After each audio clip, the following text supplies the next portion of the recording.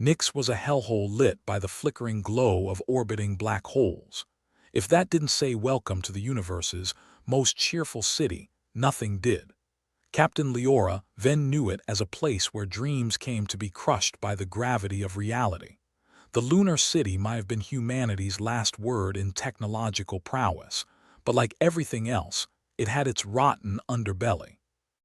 Leora's boots clanged against the cold metal floor of the Aurora's Dawn, her sleeper ship, though sleep felt like a cruel joke at that moment. They were supposed to be in the middle of a decades-long journey, blissfully unaware of the galactic dumpster fire. Instead, the ship's AI had decided to play alarm clock early, an unexpected encore no one appreciated.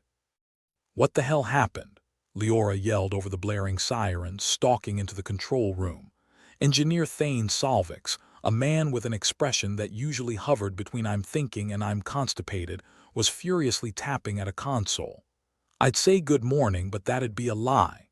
"Save the charm for later, Thane," he grunted, still focused on the blinking lights like they held the universe's secrets. "You're not gonna like this. When have I ever liked anything you've told me?" Thane gave a half-smirk. "Point." He pointed to the screen where an array of red errors flashed like an over-the-top holiday display. "Our good ship here thinks someone's tampered with her," Leora groaned. "Sabotage." Thane shrugged in that way that made Leora want to throttle him. "Unless the universe decided to play a prank, yes. I knew it was a mistake to leave Nyx without backup," Leora muttered, pacing. "But everyone said, 'It's fine, Captain, the AI got it all under control.' Well, here we are, AI having a goddamn breakdown at the worst time." Thane's fingers danced over the keyboard. "Yeah, and now we've got to figure out why. Or who," Leora added darkly. "And then what? Send them a nice thank you card. 'Thanks for the early wake-up call, you ass. Love, the crew of Aurora's Dawn.'" Leora couldn't help but chuckle, though it was more of a dry, sarcastic sound. "Or maybe just send them out the airlock." The ship creaked ominously, as if agreeing with her. Leora pinched the bridge of her nose, trying to rub away the headache forming behind her eyes. "I swear if I find out who did this." Thane raised an eyebrow. "So do we suspect anyone? I mean besides everybody," Leora sighed. "Galactic Council's the obvious choice." "Oh, them." Thane rolled his eyes. "Let's see. An interstellar group obsessed with keeping humanity under their thumb." "Why wouldn't they try to screw us over?" "Because they're too busy screwing over the rest of the galaxy," Leora suggested with a bitter laugh. "True, but it's like they see us as some kind of cosmic irritant." "We're the rash they can't scratch," Leora agreed, smirking despite herself. Thane leaned back in his chair, his gaze shifting from the screens to Leora. "So what's the plan? We fix this mess, find out who's behind it, and then," Leora grinned wolfishly, "we make him regret ever waking us up." Thane chuckled. "I think I'll enjoy that."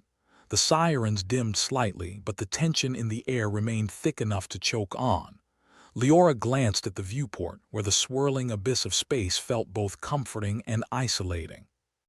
She knew the crew of the Aurora's Dawn were all that stood between humanity and whatever the Council had planned. Just a motley group of misfits, undesirables as far as the Council was concerned. "You think we've got a chance?" Thane asked, breaking into Leora's thoughts. "A chance to what?" "To stick it to the Council, to prove they can't control us." Leora's grin faded into a determined scowl. "I don't just think it, Thane, I know it. Confident much. Confident enough to know when someone's bitten off more than they can chew." She turned back to the console. "Let's find where this sabotage starts, then we'll see who's left standing." Thane nodded, his fingers already moving over the keys again. "You know, Captain, this might actually be fun." "Define fun," Leora shot back. "Making the Council squirm," Leora chuckled. "All right, that I can agree with." The ship's AI sputtered back to life, voice tinny and hollow. "Alert, unauthorized access detected." "No kidding," Leora muttered. "Anything else you want to tell us, oh wise AI?" "Access point traced to Sector C4, the AI droned, almost as bored-sounding as it could manage. "C4, Thane repeated, leaning over the console. "Isn't that where we keep all the fun stuff?" "Weapons," Leora confirmed. "Looks like our saboteur has a flair for the dramatic." Nothing says I'm up to no good like messing with the armory, Thane said cheerfully. Shall we? Leora nodded, drawing her sidearm with a grimace. Let's go make some new friends. The journey through the Aurora's dawn was silent, save for the hum of the ship's systems. Leora's mind raced with possibilities and suspicions, every shadow potentially harboring the cause of their troubles. She could feel Thane's presence at her back, steady and reliable as always even when the universe seemed intent on screwing them over. They reached Sector C4, the door already ajar in a way that screamed trap louder than a neon sign. After you, Thane whispered, his voice laced with sarcasm. What a gentleman, Leora snarked back, pushing the door open with the barrel of her gun. The room was dark, filled with the quiet threat of potential violence. She could see the gleam of weapons in their racks, an arsenal that was as comforting as it was dangerous. And at the center a figure sat, back turned to them, fiddling with something unseen. Visitor or vandal? Thane asked softly. I'm going with vandal, Leora replied. Hey. Hands where we can see him. The figure turned slowly, a grin splitting its face. Captain Venn, Engineer Solvix, what a pleasant surprise. You, Leora said, lowering her weapon slightly but keeping her guard. What the hell are you doing on my ship, Kale? Kale, a former council lackey turned rogue anomaly, shrugged casually as if he were discussing the weather. Fixing a problem you weren't aware you had, and waking us up was part of that plan. Kale's grin widened. Consider it a precautionary measure. Thane stepped forward, his expression one of deep skepticism. The council send you to do this. The council doesn't send me anywhere, Kale replied, sounding almost insulted. I'm a freelancer these days, remember, and we're just supposed to trust you, Kale shrugged again. Trust is overrated, but stopping the council from turning your ship into a cosmic firework, that's something we can all agree on. Leora shared a look with Thane. There was no love lost between them and Kale, but if what he said was true, then their little unplanned wake-up call might have saved them from something far worse. Fine, Leora said, holstering her weapon but keeping her eyes on Kale. You've got 5 minutes to convince us not to toss you out the airlock. Kale laughed, a sound that was far too relaxed for their current predicament. Oh, Captain, you and I are going to get along just fine. Thane snorted. If by fine you mean barely tolerable, then yeah, sure. Kale's gaze flicked between them, still smiling but with a seriousness that belied his earlier levity.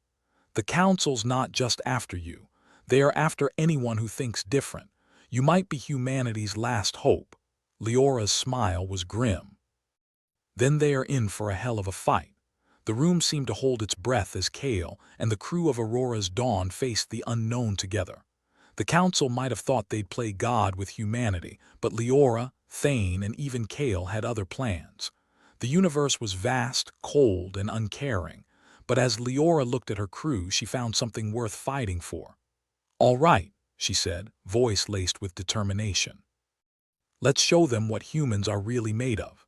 Leora and Thane stared at Kale with the kind of skepticism usually reserved for first-time salesmen trying to push a used spaceship with a fresh coat of paint.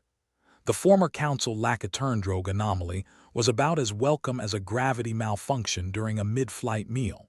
So, let me get this straight, Leora said, crossing her arms.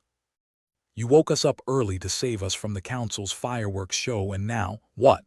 You're just going to help us out of the goodness of your heart. Kale leaned against a crate, his nonchalance almost offensive. Trust me, Captain, my heart isn't that good. I've got my reasons. Thane grunted, tapping at his wrist console with the kind of focused frustration of a man trying to reset a stubborn coffee machine that just wouldn't brew. Reasons that better include fixing the mess in our systems. Oh, it's a mess all right, Kale agreed, his grin somehow infuriatingly charming. But it's a big galaxy and screwing over the council is just too fun to pass up. Leora sighed, running a hand through her hair. Thane, assess the damages. Kale, you stay put and try not to get inventive. Wouldn't dream of it, Kale replied, settling in like he was at a mandatory company meeting he couldn't care less about. Thane's fingers danced over the console's holo display, the lights flickering as if deciding whether to work or join the universe's conspiracy against them. Looks like they hit our comms first. Interference probably meant to keep us from screaming for help. Great, Leora muttered. So we're the proverbial tree falling in space. Exactly, Thane agreed. And then there's the nav system. It's about as reliable as a politician's promise. Kale snorted. I see you've kept your optimism, Thane. Only thing keeping me going. That and a good bottle of Nixian whiskey. Leora leaned over the console, glaring at the chaos of red warnings cluttering the screen. All right, so comms and nav are screwed. Life support, holding for now, Thane said. But they've rigged it. A couple more days and we'd be gasping like goldfish on dry land. Leora's eyes narrowed. And who do we thank for this lovely gift? Thane pointed at a string of code racing across the screen like a terrified rodent. Whoever programmed this had a signature. It's buried deep but familiar, real familiar. Kale raised an eyebrow. Familiar-like. Ex-wife familiar or more like old drinking buddy familiar. Familiar like council familiar, Thane said, his voice dripping with indignation and a bit of glee at the challenge. Of course, Leora said dryly. They always did have that special brand of hospitality. Yeah, and were the guests who refused to leave, Thane quipped. Leora glanced at Kale, who was now watching them with the amused detachment of a cat observing a mouse debate its life choices. You sure you're not working both sides, Kale? His grin didn't waver. Only side I'm on is mine. The council's poked the wrong bear and I'm here to make sure they feel it. Right, Leora said, skepticism lacing her tone. Then make yourself useful. We've got council codes to crack and not much time to do it. Thane looked up from his work, a glint of mischief in his eyes. Nothing quite like a little light treason to start the day. The ship groaned, metal echoing around them with the unsettling reminder of their reality. Leora and Thane worked in tandem, trying to unfurl the tangled web of sabotage threatening to spell their doom. Elsewhere in the galaxy, the Galactic Council convened in their usual grandeur, a stark contrast to the chaos aboard the Aurora's dawn. The council chamber, a massive dome of steel and mirrored glass, exuded the kind of soulless authority only a bureaucracy past its prime could achieve. Council members sat in a circular formation, their faces a tapestry of arrogance and resignation. Zedrix, one of the more progressive voices among them, leaned forward, fingers steepled before him. He was a man who wore his idealism like a well-worn coat, comfortable but full of holes. The situation with humanity, Zedrix began, his voice calm yet carrying an undercurrent of urgency, requires a reconsideration of our approach. Across the room, Councillor Verlaine, a man whose personality could only be described as caustic, sneered. Reconsideration. Zedrix, what you're suggesting sounds dangerously like leniency. Leniency isn't in our vocabulary. Another councillor chimed in, a woman named Maris, whose expression suggested she found the mere concept of humanity as appetizing as a plate of week-old rations. Zedrix raised a hand, his patience tested but intact. I'm not proposing leniency. I'm suggesting we recognize the potential within humanity. They've survived against odds that would crush other species, like cockroaches, Verlaine muttered, earning a few nods and a snort of agreement. Survival is not synonymous with threat, Zedrix countered. The Aurora's dawn incident proves they possess resilience and adaptability. These qualities could be harnessed. Maris leaned back, her smile like a razor blade. Harnessed or eradicated. The latter seems simpler. Zedrix took a breath, steadying himself. Simple solutions rarely address complex problems. We need to consider integration, collaboration, not just control. Verlaine's eyes narrowed. Integration. You're suggesting we let them roam free, potentially upset the delicate balance we've worked millennia to maintain. Zedrix nodded, unflinching. Upset, perhaps, but also enrich. Their independence is exactly what makes them valuable allies. The murmurs of dissent rippled through the council, most preferring the status quo, a status quo that kept their power intact and their egos unchallenged. Counselor Aurora, a more moderate voice, cleared his throat. Zedrix, while your point is noted, the Council must vote based on historical precedent, not romantic notions of potential. Another vote, Zedrix said, a note of bitterness seeping through. Because we all know how well that usually turns out. The chamber grew silent, an uneasy truce settling as the weight of tradition bore down on the proceedings. Zedrix knew he was fighting an uphill battle, but if humanity had taught him anything, it was that sometimes the battles worth fighting were the ones most likely to be lost. Back on the Aurora's dawn, Leora and Thane were neck-deep in digital cat and mouse, Kale occasionally offering input that was helpful in the same way a rattlesnake is a nice bedtime companion. Got a lead on the nav interference, Thane announced, the glow of the console making his expression seem even more intense. They've routed it through a relay on Nyx. Real subtle, classic overreach, Leora said. They're probably sitting there thinking we haven't noticed. Or hoping we won't live long enough to do anything about it, Thane added cheerfully. Leora nodded, her mind whirring with possibilities. We need a plan to deal with this quickly. Kale folded his arms, a smirk playing at the corners of his lips. You need someone who's got an intimate acquaintance with backdoors and subtle sabotage. Ah, yes, because nothing says trustworthy like a self-proclaimed saboteur, Thane said, his voice dripping with sarcasm. But sure, why not? Let's see what you've got. Kale stepped forward, taking the console, his fingers dancing over the keys with the kind of deftness that suggested a lifetime of creative rule-breaking. We scrub the interference from here, then send a little surprise of our own back through their relay.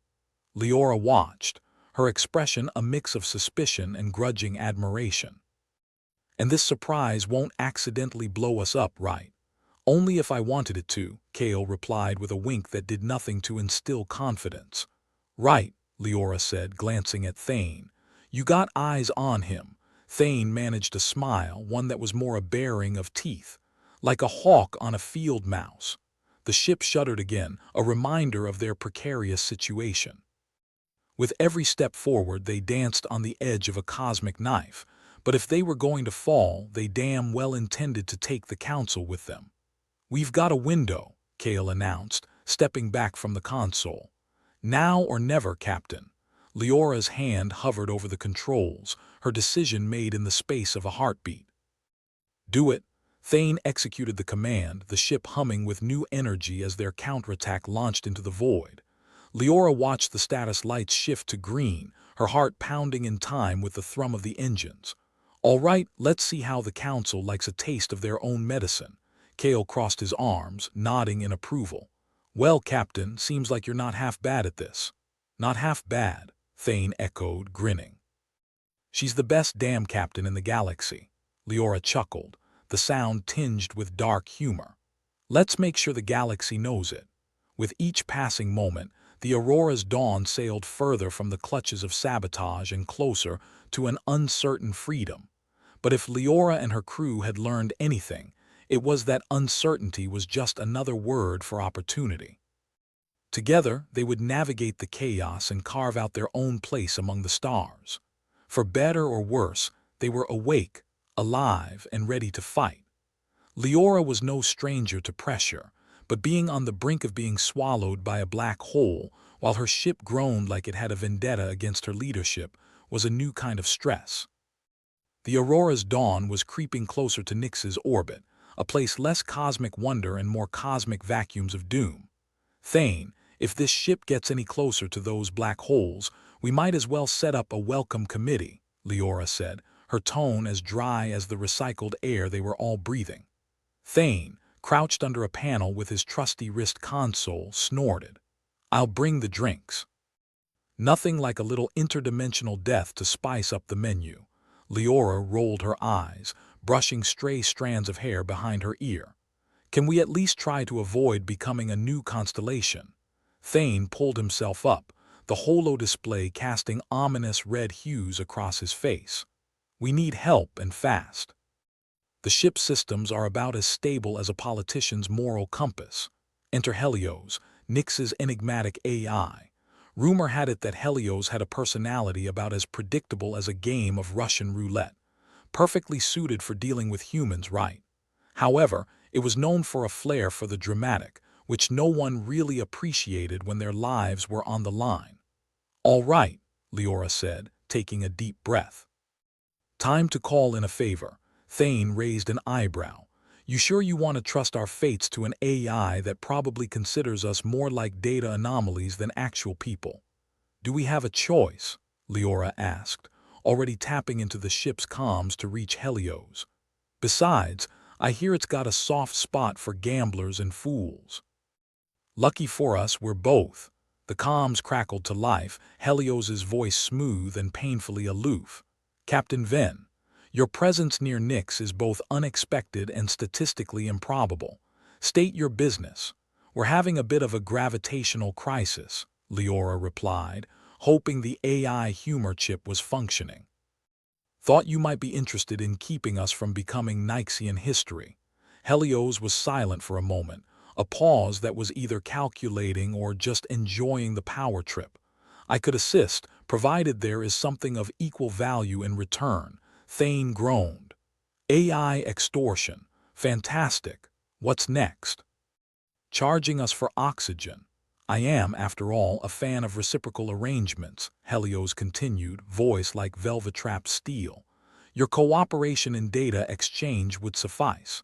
Kale, who had been listening with a bemused expression, finally chimed in. "We hand over our systems, you stabilize our orbit. Fair trade." Leora shot him a look. "Are we really bargaining with our ship's inner workings here? Got any better ideas?" Kale countered, arms folded, his grin as irritatingly charming as always. "Fine," Leora relented, knowing they were out of options. "Data exchange it is. Just make sure we don't end up as Nyx's latest tourist attraction." "Consider it done," Helios replied, a hint of amusement threading through its synthetic voice.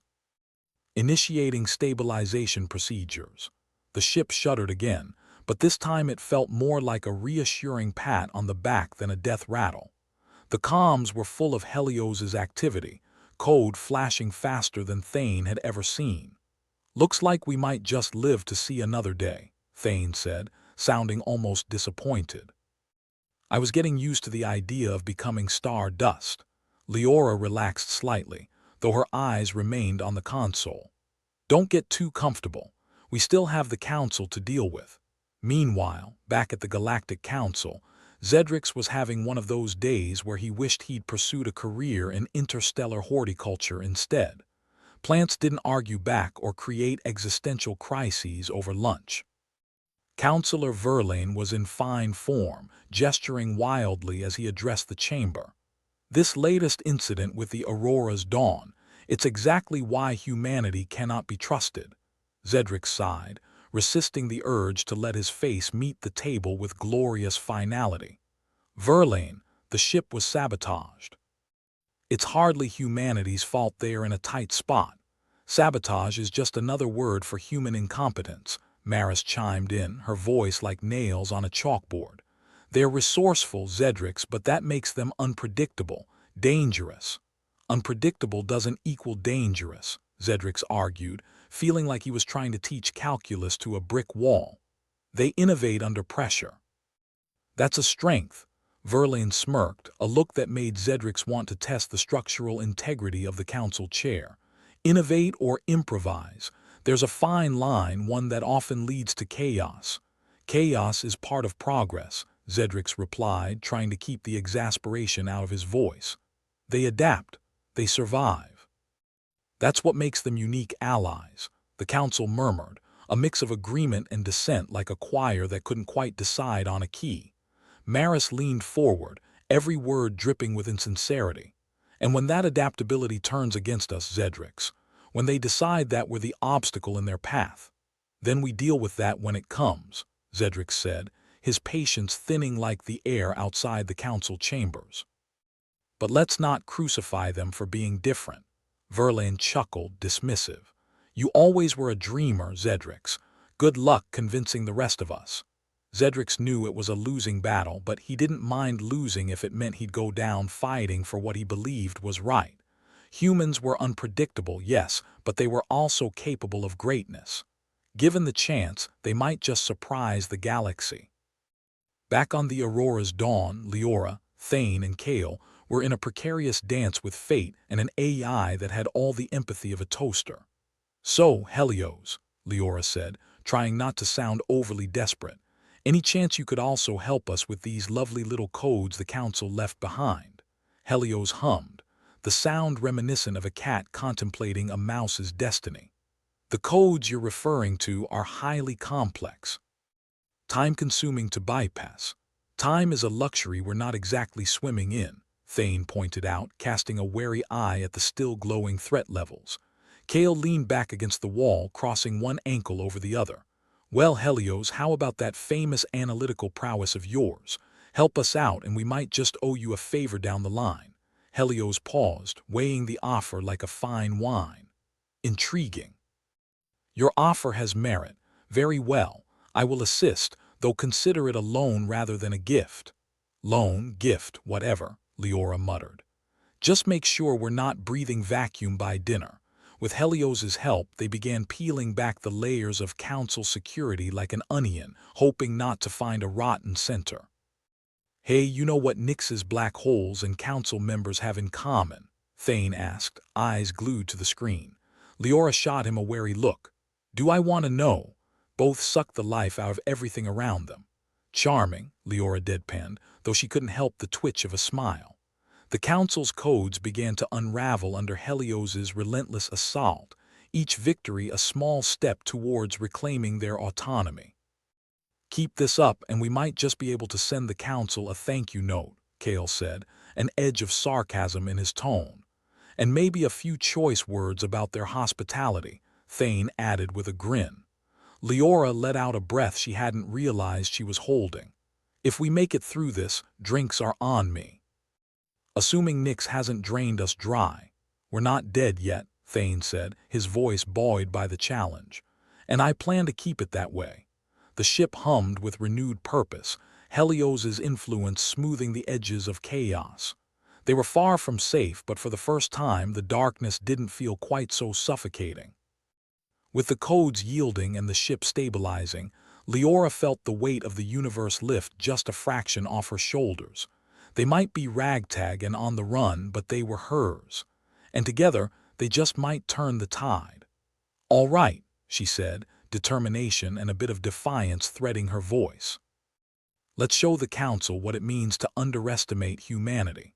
And with that, the Aurora's dawn continued its voyage, a ship full of misfits and rebels ready to challenge the stars themselves. For better or worse, they were awake, alive, and as always, ready to fight. The Aurora's dawn rattled through the blackness of space like a tin can in a dryer, each jolt a reminder of how close they were to becoming cosmic graffiti. Leora stood over the console, her eyes narrowed at the blinking lights as if sheer willpower could stabilize the ship systems. With the comms finally under control, the bridge was eerily quiet, a moment's peace before the next storm. "Thane, what's the status on our newfound AI friend solution?" she asked, trying to sound more hopeful than hopeless. Thane, never one to sugarcoat, peered over his wrist console with a look that could wither plants. "Helios is doing its best impression of a guardian angel, if guardian angels were bipolar and prone to existential crises." "Great," Leora muttered. "So we're saved by an AI that might decide to kill us for philosophical kicks. Hey, at least that'll be a more interesting death than drifting into a black hole," Thane quipped, tapping away at his console. "Now, about that sabotage," Leora perked up, curious but wary. "You've got something, sort of."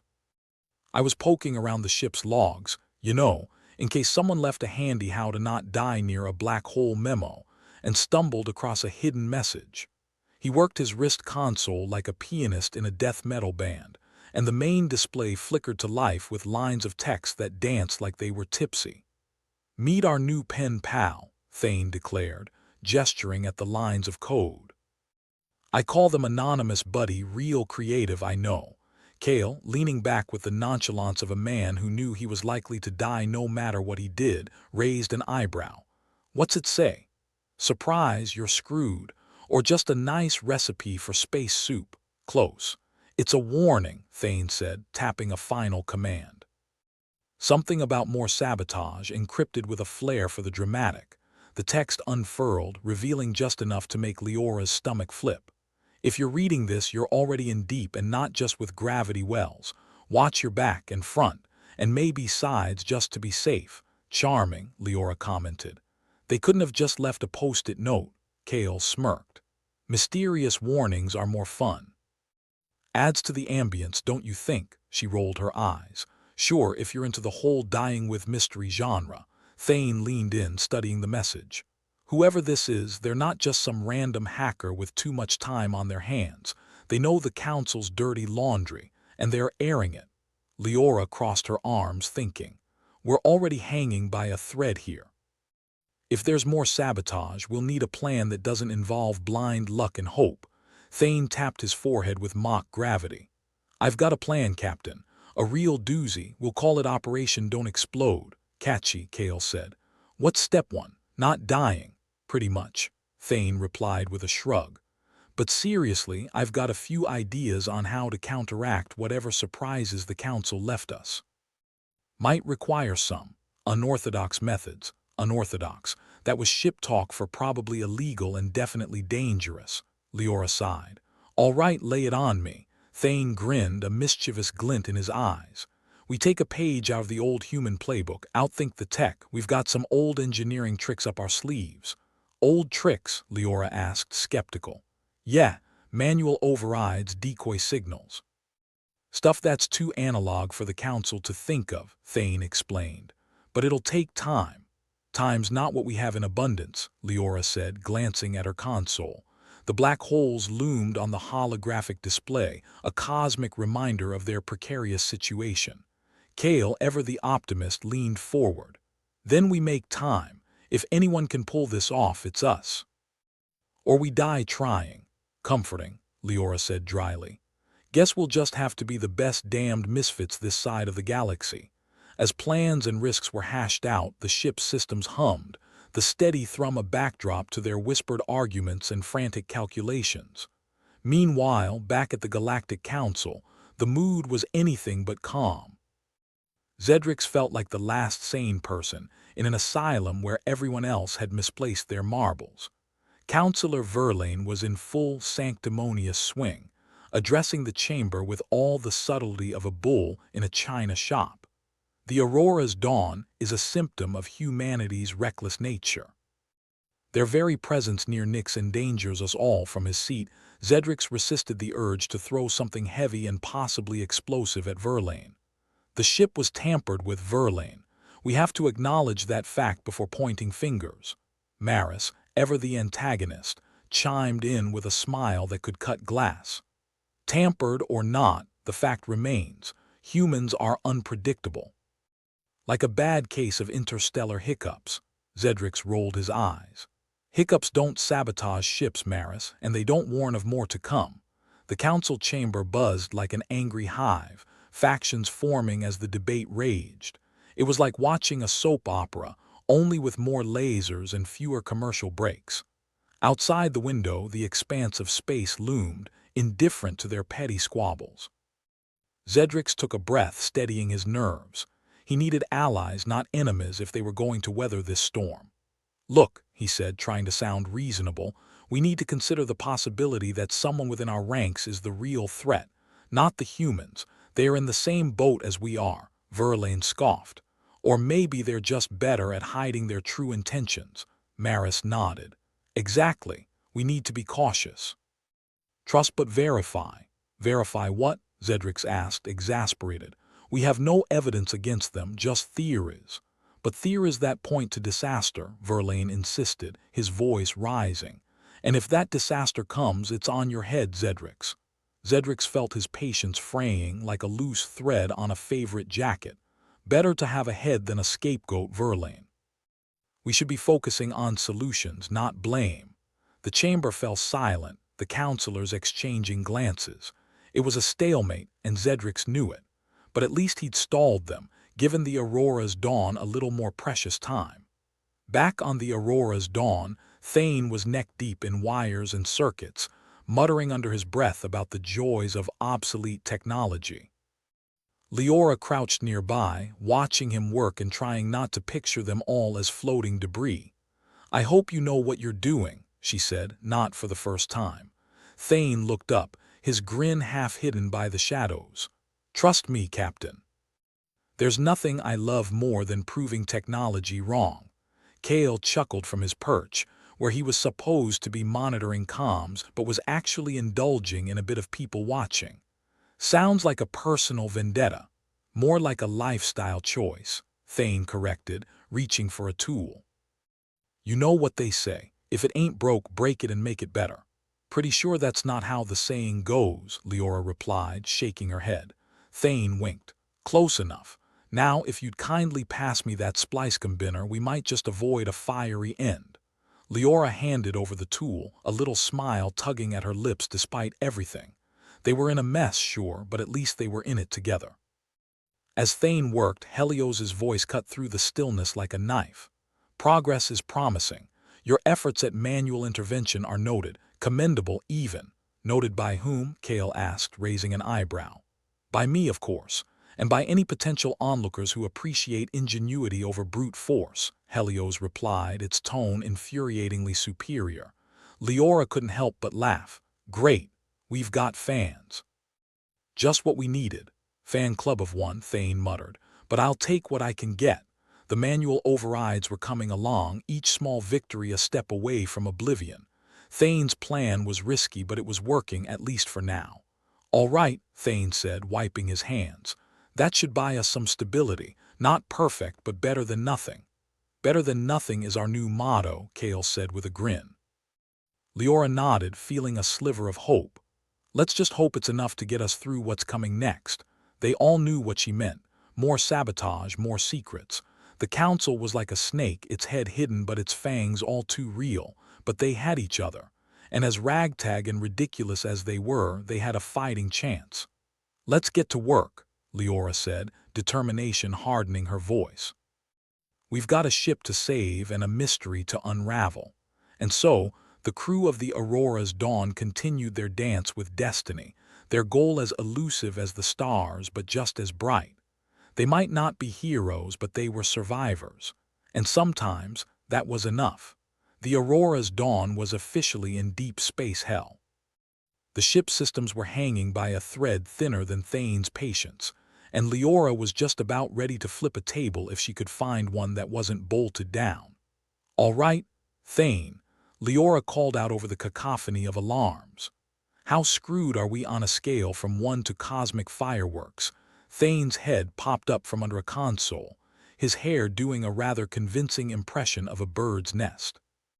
"We've moved past cosmic fireworks and are now approaching abstract art installation levels of screwed." Kale, who had taken to spinning lazily in a chair, chimed in. "Abstract art is overrated. Let's aim for minimalist survival." "Your optimism is both refreshing and nauseating," Kale, Leora replied, her fingers dancing over the console in a desperate attempt to coax some cooperation from the ship. "Helios status report," the AI voice, smooth yet laced with the kind of existential dread usually reserved for post-binge reflection, floated through the speakers. "System integrity at 12%. Power fluctuations detected in the aft quadrants. Life support remains. Surprisingly stable." "Surprisingly stable isn't exactly the reassurance I was looking for," Leora muttered under her breath. "All right, Thane." "What's our next move?" Thane emerged, wiping his hands on his jumpsuit. "We improvise, Captain. As usual. I suggest we reroute power manually to avoid the short-circuiting. Think of it as a cosmic game of keep the lights on." Kale stopped spinning, his eyes narrowing at the holo display. "You know, if I squint hard enough, the predicted collision path graph almost looks like a middle finger." "Cosmic irony at its finest," Thane agreed, reaching for a panel. "Leora, give me access to manual control. We can't rely on these automated systems. They're like government promises, Great on paper, but a complete mess in reality. Access granted, Leora said, flipping a switch. Now let's see what we can salvage from this floating disaster, as Thane worked his magic, or what passed for magic in the realm of duct tape and desperation. Leora turned her attention to Kale. Keep an eye on those long-range scans. If anything tries to sneak up on us, I want to know. Kale gave her a two-fingered salute, grinning. You got it, Captain, though I doubt anyone's lining up to join this party. Not unless they are into fiery endings, which makes us the most exclusive club in the galaxy, Thane added, grunting as he yanked on a particularly stubborn cable. And exclusivity is all the rage these days. Meanwhile, on the not-so-peaceful surface of Nyx, Zedrix was having a day that could only be described as garbage with a side of hellfire. The council chamber was a hotbed of chaos, with Verlaine and Maris doing their best impressions of rabid dogs. Zedrix felt like a zookeeper, only without the tranquilizer gun. Humanity's experiments are a threat to our stability. Verlaine barked, his face flushed with self-righteous fury. The Aurora's dawn is a prime example of their recklessness, and yet Zedrix countered, his voice measured, you ignore the evidence of sabotage. This isn't about human recklessness. It's about internal sabotage. Maris waved a dismissive hand, her smile as sharp as a knife. Sabotage or not, the fact remains, their presence is destabilizing. We must act, Zedrix, before it's too late. Act. Zedrix echoed, his frustration boiling beneath the surface. Act how? By throwing them to the wolves. We need solutions, not scapegoats. Verlaine leaned forward, eyes gleaming with a predatory light. It's already in motion, Zedrix. The Council will vote on an intervention. And if you stand in our way, well, you may find yourself left behind. The underlying threat was as subtle as an asteroid impact. Zedrix felt the weight of it settle on his shoulders, pressing down like the gravity of a collapsing star. Think carefully, Zedrix, Maris purred, her voice silky and insidious. Your future depends on it. The chamber buzzed with tension, a hive of whispers and sideways glances. Zedrix could see the fear spreading like wildfire, consuming logic and reason in its wake. He needed allies, and he needed them fast, or the Aurora's dawn and its crew would be lost, and humanity's fragile place among the stars would dissolve into nothing more than a cautionary tale. Back aboard the beleaguered ship, Thane was deep in the guts of the Aurora's dawn, muttering curses that probably violated several intergalactic decency laws. The manual rerouting was a patchwork quilt of circuitry and sheer stubbornness. Okay, Leora, he called out, wiping his forehead with the back of his hand. I've got a temporary fix in place. Emphasis on temporary. Leora nodded, her focus on the console. Temporary's better than nothing. Let's test it. With a flick of a switch, the ship systems groaned back to life, the lights flickering uncertainly like the galaxy's worst dance club. It wasn't much, but it was something. Hey, it worked, Kale exclaimed, sounding genuinely surprised. Color me impressed. Yeah, well, don't break out the champagne just yet, Thane replied, eyeing the flickering lights warily. The whole system's held together by hope and a prayer. Hope and a prayer, Leora repeated, shaking her head. We're really scraping the bottom of the barrel, aren't we? Scraping it so hard, we're digging a hole through to the other side, Thane said with a smirk. But hey, at least we're consistent. Kale sighed, the grin never leaving his face. Consistently on the edge of destruction, sure. Speaking of destruction, Leora said, her tone shifting. We need to talk about Anonymous Buddy. Whoever they are, they're our only lead on the sabotage. Thane nodded, his expression serious. I've been deciphering the message. It's like peeling an onion layer by cryptic layer. But I think I'm getting somewhere. Good, Leora said. Because if we don't find out who's behind this, the Council will do it for us. And I doubt they'll be gentle about it. It's not just about surviving the Council, Kale added, his voice uncharacteristically somber. It's about proving we can survive despite them. The ship hummed around them, a reminder of their precarious state. Leora took a deep breath, steeling herself for whatever lay ahead. All right, she said, her voice firm. Let's get to work. We've got a mystery to solve and a ship to keep in one piece, and we'll do it our way, their way.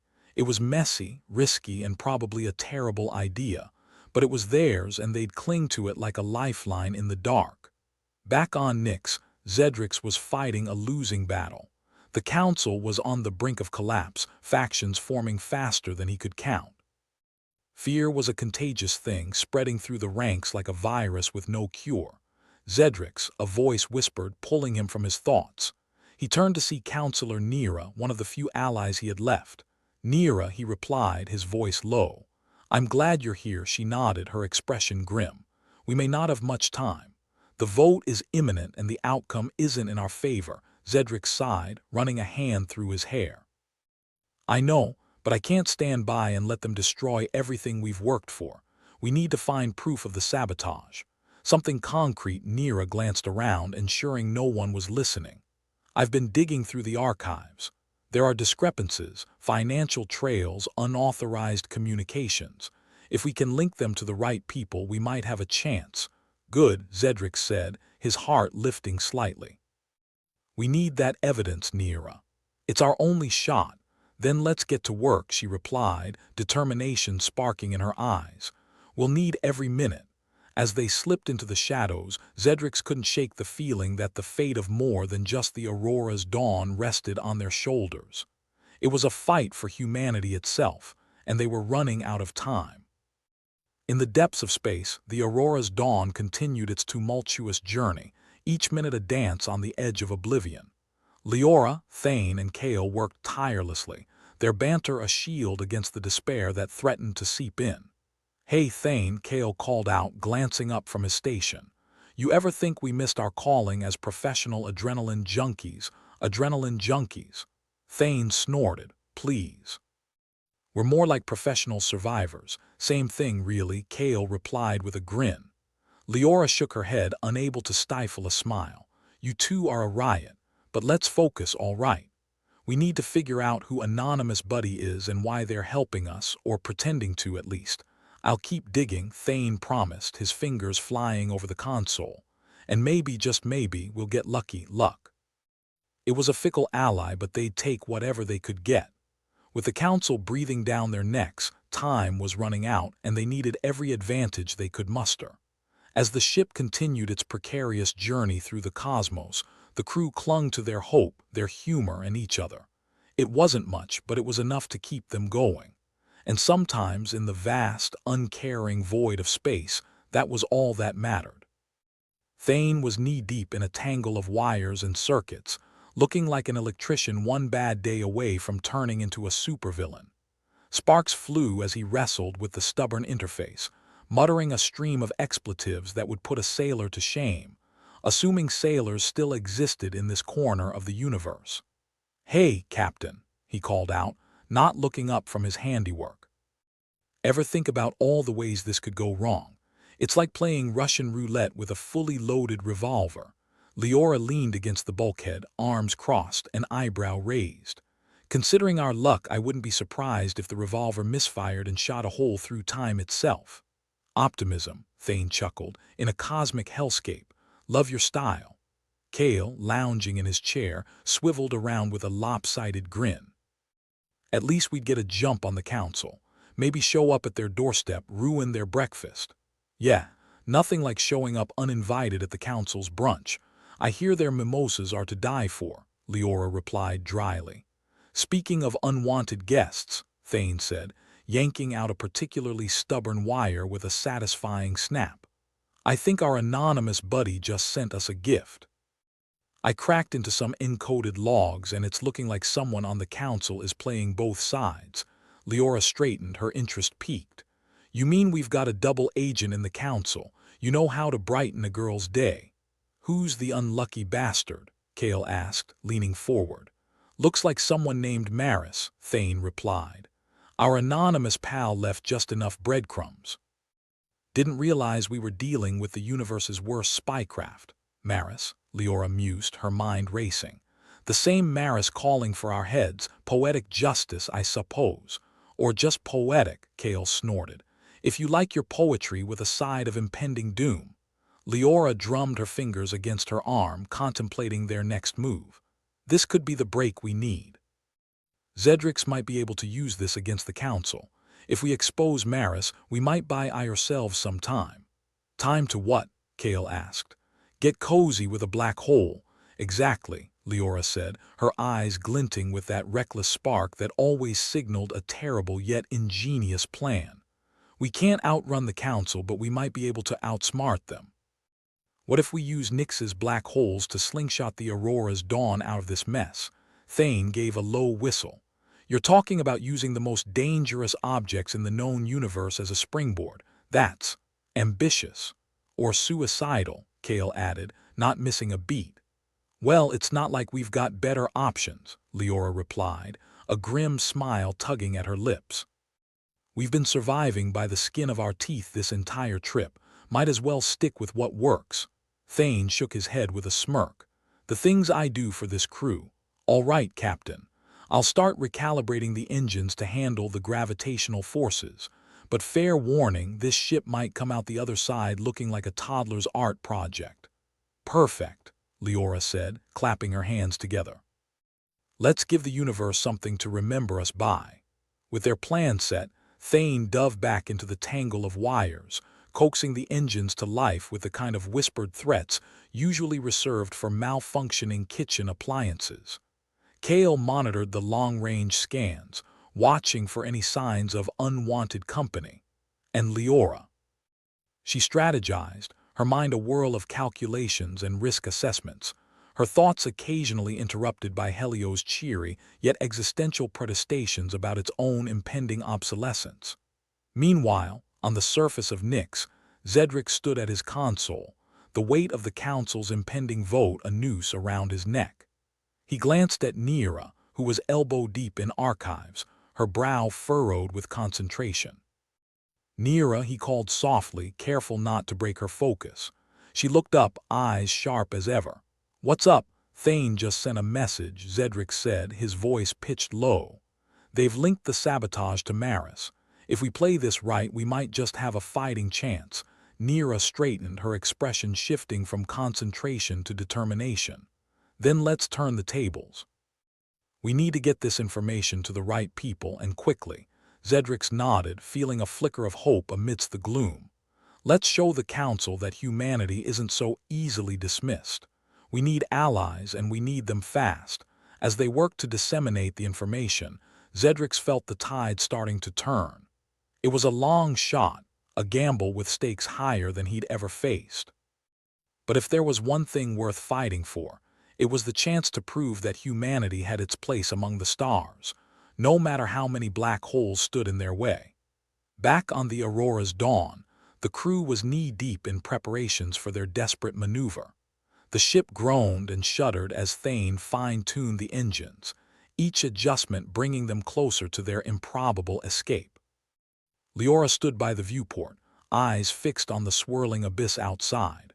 "You know, I never thought I'd say this, but impending doom has a way of putting things in perspective." Kale chuckled from his station.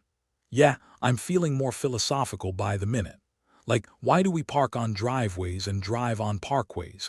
"Deep thoughts, Kale," Thane said, grinning as he reconnected a particularly stubborn circuit. "You're wasted on this crew." The ship jerked violently, the gravitational forces of Nyx's black holes pulling them off course. Leora grabbed onto the console, steadying herself with a curse. "Good news," Helios chimed in, its voice tinged with a cheerful note of absurdity. "Life support systems remain stable despite external threats." "Impressive, considering the odds," Helios, Leora said, her tone a mix of exasperation and amusement. "You have a knack for understatement." "I live to serve, Captain. And apparently to existentially ponder my own demise alongside yours." "Glad to know we're not alone in spiraling into nihilism," Kale quipped, relishing the banter as they hurtled toward uncertain fate. Thane gave a final tweak to the controls, stepping back with a satisfied nod. "All right, we're as ready as we'll ever be. Let's see if we can pull off this stunt." Leora took a deep, steadying breath. Helios plot the course. We're going to slingshot around Nyx like it's the galaxy's worst amusement park ride. Acknowledged, Helios replied, its tone as calm and collected as always, betraying no hint of the chaos unfolding around them. As the engines roared to life, the ship lurched forward, the gravitational pull of the black holes a monstrous force tugging them through the void. The crew held on for dear life, the walls rattling as the ship strained against the tide. "Here goes nothing," Leora shouted over the din, her knuckles white on the console. The Aurora's dawn plunged into the swirling chaos, the black holes bending light and reality itself. Time seemed to stretch and contract, moments blurring together in a kaleidoscope of color and noise. This was it, their last, desperate gamble. Holy Kale started, but his words were swallowed by the cacophony. Just when it seemed the ship would be torn asunder, they shot out the other side, flung into the open expanse of space. Everything went blessedly quiet, the hum of the engines the only sound as the crew caught their breath. "We did it," Thane gasped, disbelief lacing his voice. "We actually did it." Leora released a breath she hadn't realized she was holding, a wild grin spreading across her face. "Never doubted it for a second. Speak for yourself," Kale said, shaking his head with a laugh. "I think I saw my life flash before my eyes." Spoiler, it's mostly this ship. Helios, ever the overachiever, interrupted the brief respite with a report. All systems nominal. Course correction successful. "We are no longer in immediate danger." "Immediate danger," Leora repeated with a dry chuckle. "That's reassuring." With their harrowing escape complete, the crew allowed themselves a moment of relief, the taste of victory sweet against the backdrop of adversity. They'd pulled off the impossible, and now they'd face whatever came next with the same reckless determination. Neera and Zedrix, meanwhile, were embroiled in their own battle. The evidence against Maris was damning, but getting the council to listen required finesse and a fair bit of luck. "Neera, are you ready?" Zedrix asked, the urgency in his voice unmistakable. She nodded, determination etched into every line of her face. "Let's give them something they can't ignore." In the council chamber, Zedrix presented the evidence with a calm authority, his voice cutting through the tension like a blade. The whispers and side glances intensified as he laid out the connections, the unmistakable trail leading straight to Maris. The room erupted into chaos, council members shouting over one another, accusations flying like angry comets. Maris's protests were lost in the din, her influence unraveling with every passing second. As the council convened to deliberate, Zedrix caught Neera's gaze, a silent exchange of hope and resolve. They'd set the stage, but the outcome was uncertain, the balance of power teetering on a knife's edge. Back on the Aurora's dawn, the crew regrouped, the adrenaline still coursing through their veins. Leora leaned back in her chair, letting the relief wash over her. "Well," Thane said, stretching his arms with a satisfied groan. "I'd say we earned a break. Maybe a stiff drink or two." Kale raised an imaginary glass, chuckling. "Here's to surviving another day and to the audacity of human stupidity. May it never run dry," Leora added with a grin, her heart lightened by their shared triumph. As they drifted through the expanse, the future remained uncertain, the path ahead fraught with challenges. But for now, they were alive, defiant in the face of adversity. And sometimes in the vast, uncaring void of space, that was more than enough. The Aurora's dawn had somehow survived its cosmic roller coaster ride, a testament not to human ingenuity but sheer stubbornness. As the ship drifted in the relative peace of space, the crew took stock of their bruises, both physical and emotional. The universe might be trying to kill them, but at least they were still kicking. Leora leaned back in her command chair, trying to remember a time when her body wasn't a collection of aches, and her mind wasn't a tangled mess of half-baked plans and unspoken fears. Anyone else feel like they've just gone 10 rounds with a grizzly bear, more like a grizzly bear on steroids? Thane muttered, rubbing at a sore spot on his shoulder. "But hey, we're not space debris. That's got to count for something." Kale, sprawled in his usual haphazard way, grinned. "I'd say it counts for us not being cosmic graffiti. Though with our luck, The council's probably already got paintbrushes ready. Leora snorted. They'd need a miracle before they could make us go away that easily. Helios, chiming in with its usual flair for the existentially awkward, announced, "All systems are holding, Captain." Though I must admit, I am somewhat surprised by our continued existence. "Don't sell yourself short, Helios," Leora said, patting the console affectionately. "You're just as much a part of this dysfunctional family as the rest of us." "High praise indeed," Helios replied. "I shall cherish it as I ponder the futility of our endeavors." "Good to see our AI is still having a midlife crisis," Kale quipped, his grin widening. "All right," Leora said, clapping her hands. "We've got a brief window before this ship decides to throw another tantrum. Let's make it count and figure out our next move." While the crew settled into their various stations, Leora's thoughts turned to their allies on Nyx. If Zedrix and Nera managed to swing the council vote, maybe, just maybe, they'd catch a break. It was a long shot. Then again, so was slingshotting around a black hole, and look where that got them. Asterisk, asterisk, asterisk on Nyx, the council chamber was a hive of discontent. Zedrix, nerves frayed but resolve unbroken, took his place at the forefront of the floor. His eyes swept across the sea of faces, each a potential ally or enemy in the making. Nera stood beside him, a steadying presence amidst the chaos. Her voice, when she spoke, cut through the clamor like a beam of light. "Ladies and gentlemen of the council, you have before you evidence that should trouble you deeply." Her gaze settled on Maris, who sat stiff and pale, the embodiment of a deer caught in headlights. Zedrix followed her lead, his voice laden with the weight of their cause. "We stand at a crossroads. Embrace humanity's potential, or let our fear bind us to the mistakes of the past." A low murmur spread through the chamber, the council members shifting uneasily in their seats. Maris attempted to interject, but the tide had turned, momentum slipping inexorably from her grasp. "Do we underestimate humanity's ability to adapt?" Nera asked, her voice rising with conviction. "Or do we choose to see the strength in their defiance?" Maris's protests fell into silence, replaced by a rising murmur of assent. Zedrix exchanged a hopeful glance with Nera. Perhaps they'd done enough. Asterisk, asterisk, asterisk. Back on the Aurora's dawn, Thane shook his head as he surveyed the tangled mess of wires before him. "You know, I signed up to be an engineer, not a miracle worker." Leora chuckled, watching him work. "Think of it as an opportunity for personal growth." "Sure," Thane said, "assuming I survive long enough to personally grow." Kale, ever the optimist, added, "At this rate, we'll all hit our growth spurts posthumously." "Great," Leora said, rolling her eyes. "We'll make history as the most enlightened corpses in the galaxy." Helios, never one to miss a beat, chimed in again. "I'm quite certain we'd be celebrated as martyrs of improbable survival."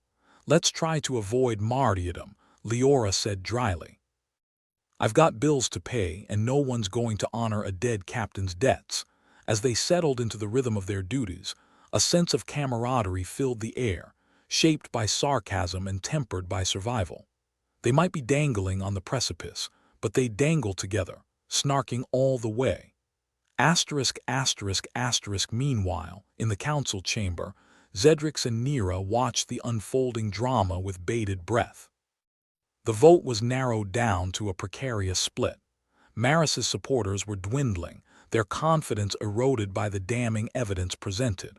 "The council must recognize the value of human resourcefulness," Zedrix argued, his voice steady despite the stakes. "You've seen what they're capable of.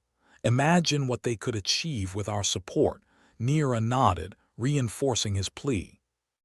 "Their survival against impossible odds is proof enough of their potential."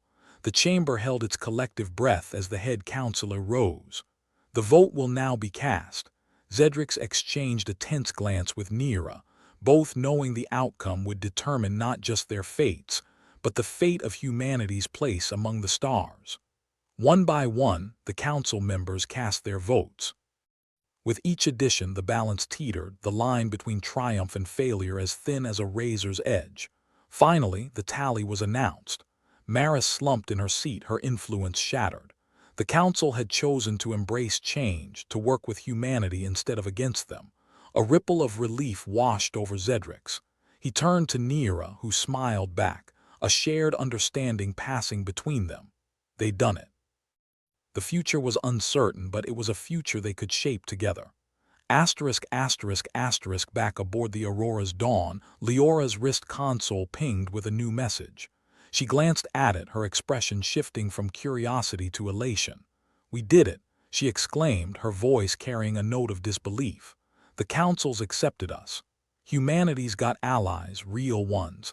Thane let out a low whistle. "Well, I'll be damned. We might just survive this after all." Kale pushed off from his console, his grin as wide as the Milky Way. "Looks like we're not cosmic rejects anymore." Leora's smile was tempered with a hint of caution. "We're not out of the woods yet, but hell, at least we've got a fighting chance." Helios, in typical fashion, cut in with a digital flourish. "I must admit, I'm rather pleased with this development. It seems I may not have to ponder my existential crisis alone." "Glad to have you with us, Helios," Leora said. "You might just help keep us on the right track."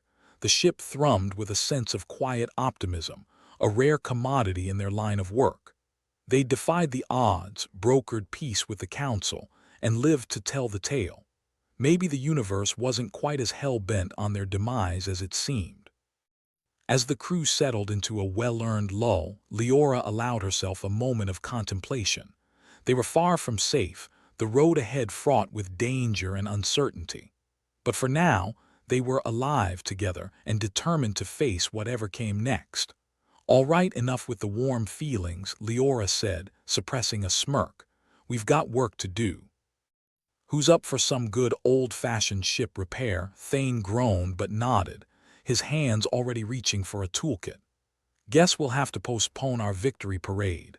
Consider it just another day in the life," Kale added, following suit. "Wouldn't want to get too comfortable now, would we?" "Never," Leora agreed, her eyes twinkling with mischief. Comforts for the weak.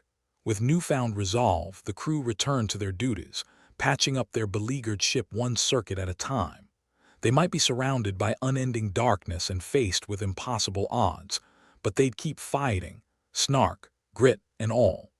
Because in a universe where survival was never guaranteed, sometimes the only thing you could do was laugh in the face of oblivion and hope like hell the odds were on your side. And if they weren't, well, that was just another problem for another day. The Aurora's Dawn limped into the dock at Nyx, a battered old warhorse that had somehow made it through the cosmic gauntlet alive.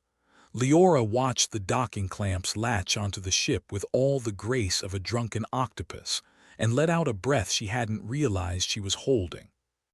The ship might have looked like it had been through a blender, but goddammit, they'd made it. "Welcome to Nyx," Thane muttered, massaging his perpetually sore shoulder. "Now we can get the privilege of haggling for overpriced parts and dealing with intergalactic bureaucrats." Leora shot him a sidelong look. "And here I thought you'd be excited for a little bit of civilization." "Civilization?" Thane scoffed. "You mean the place where we have to smile politely while they try to screw us over?" "Yeah, can't wait." Kale sauntered over, a spring in his step that seemed wholly inappropriate given their circumstances. "Look on the bright side, at least we won't have to do the repairs ourselves." I was getting tired of using duct tape and prayers to hold this bucket together. Helios, ever the digital pessimist, joined the conversation. "Duct tape may have been the superior choice compared to some of the shipyards I've seen. Always the optimist, aren't you, Helios?" Leora said with a grin, patting the console. "Let's hope our engineers here have a better track record than your last existential crisis." The airlock hissed open, and Leora led the crew onto the dock, a cacophony of noise and activity assaulting them from all sides.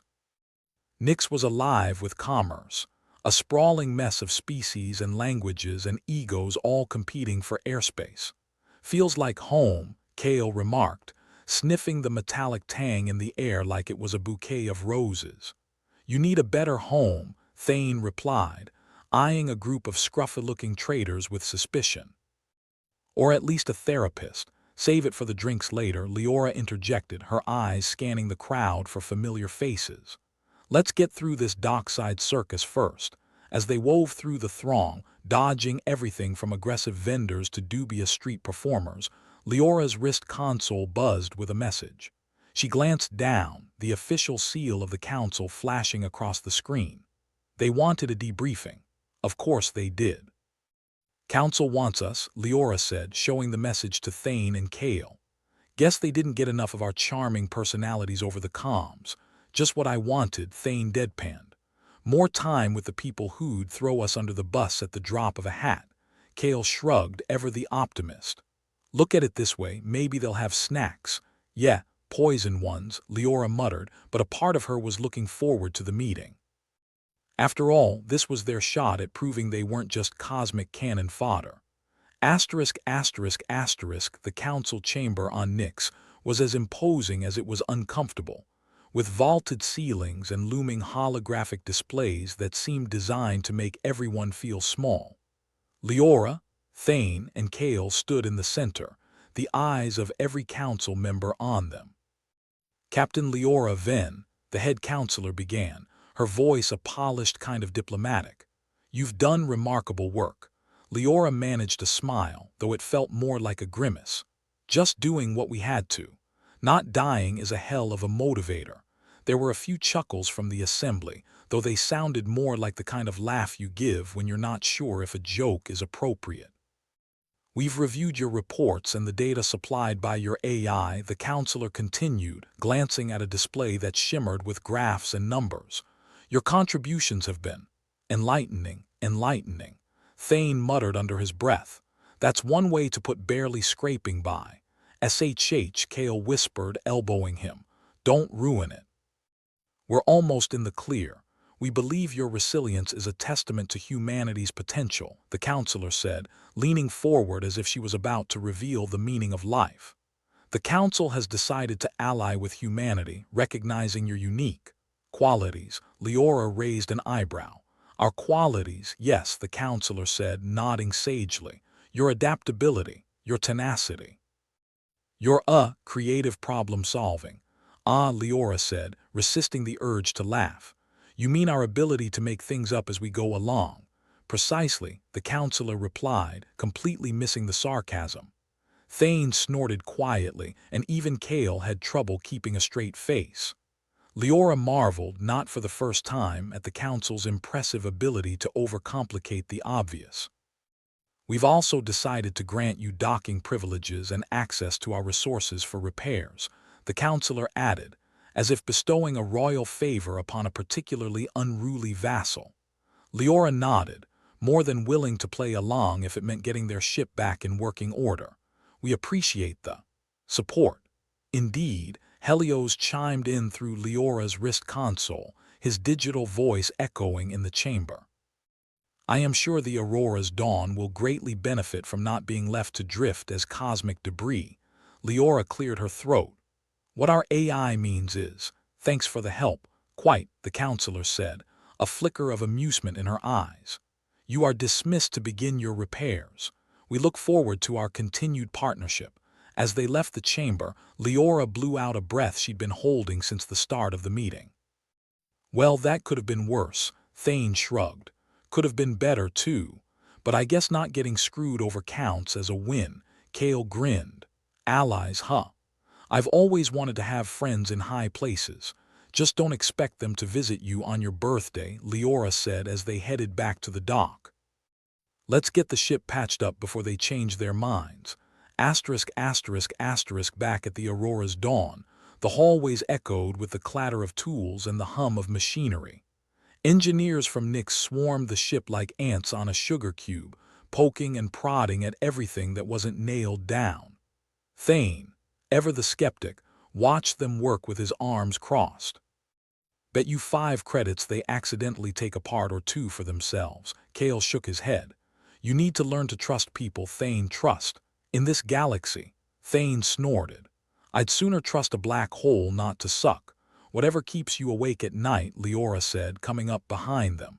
"How's it looking?" "Good," Kale replied, nodding towards the engineers. Better than when we were doing it ourselves, that's for sure. Low bar, that Thane added. Leora chuckled, but her mind was already turning to their next move. The council may have granted them some leeway, but she knew better than to get too comfortable. The universe had a way of pulling the rug out from under you when you least expected it.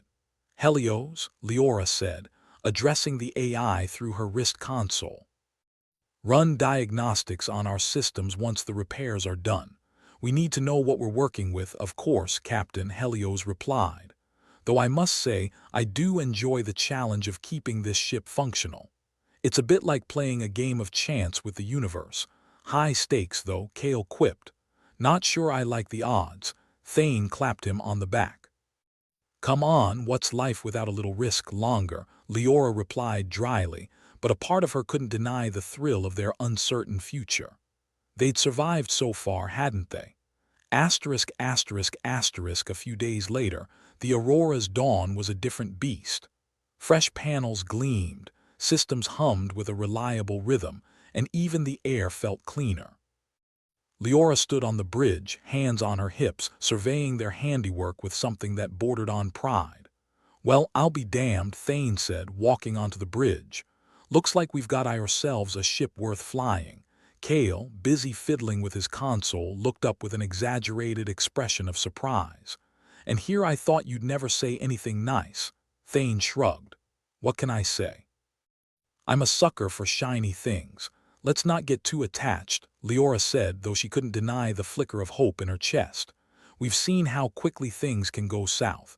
Helios, perhaps noting the rare moment of optimism, chimed in.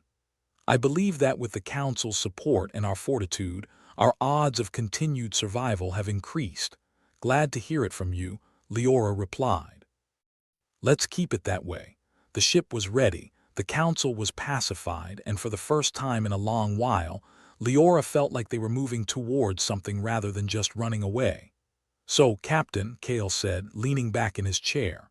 What's our next move? Leora considered the question, eyes scanning the stars visible from their viewport. We keep doing what we do best.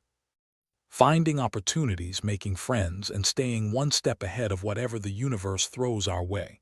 Sounds like a plan, Thane said with a nod, even if it is a bit vague. Vague is just another word for flexible, Leora replied, turning to face her crew. We've got a ship, we've got allies, and most importantly, we've got each other. Who knows? Maybe this is the start of something new. Kale grinned, his eyes bright with possibility.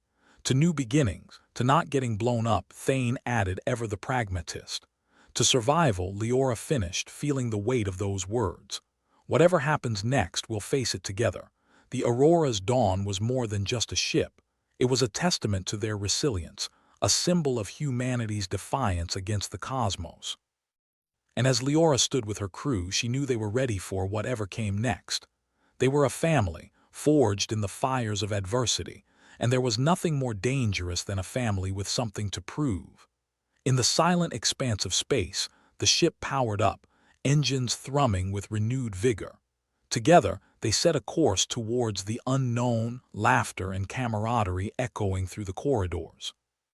Because in a universe where nothing was certain, the only thing you could count on was the strength of those by your side, and maybe, just maybe, a bit of luck. With one last glance at the stars, Leora took her place at the helm, a small smile playing on her lips. The future was theirs to shape, and she wouldn't have it any other way.